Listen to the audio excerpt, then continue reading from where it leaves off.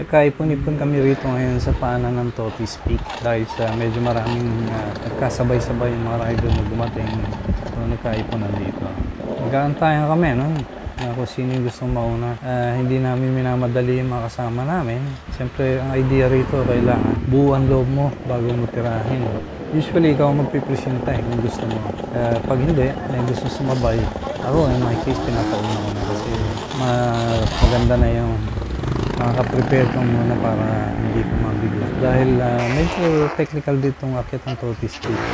Ako yung highlight ng trail ride dito sa tracks ni Caberhill. Si Toti ang gumawa, si Vincent ang nag-design at gumawa ng so it's very exciting actually. Pagka pumunta ka rin sa trail spot na ito, may lang to pero andyan yung highlight na makapag-trail ka.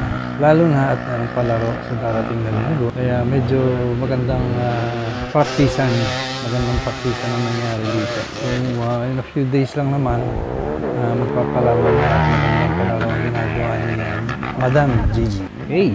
So, ginamit ko yung DJI Neo as drone pero hindi ko pa alam kung anong kanyang mga potential. Hindi niya kayang sumabay kasi dahil wala akong gamit na remote controller. Ang ginagamit kong control dito, yung cellphone.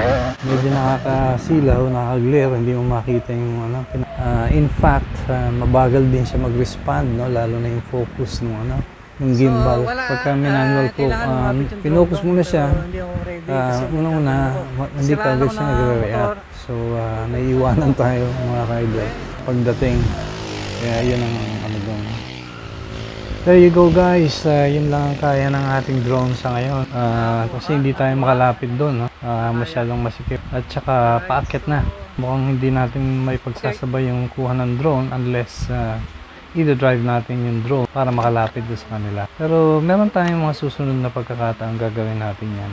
Meanwhile, balik muna tayo sa motor para mag-ayos. Nasira natin clutch lever. There you go guys. So medyo tumahimik na yung paanan ng Totis Peak kasi wala nang dumarating, no? At saka halos malapit na mag-lunch break. Pero actually marami pa tayong expect na darating. So habang wala pa sila, hindi ako nadidistract sa pag-video, pag-cover ng video. Naisipan kong ayusin muna yung nabali yung clutch lever. May baon akong extra clutch lever. So guys, kayo magbabaon din kayo. And among other things na kailangan yung baonin, clutch lever, brake lever, chain link, yan. At saka isa pang mas importante, yung may dala kayong tow line.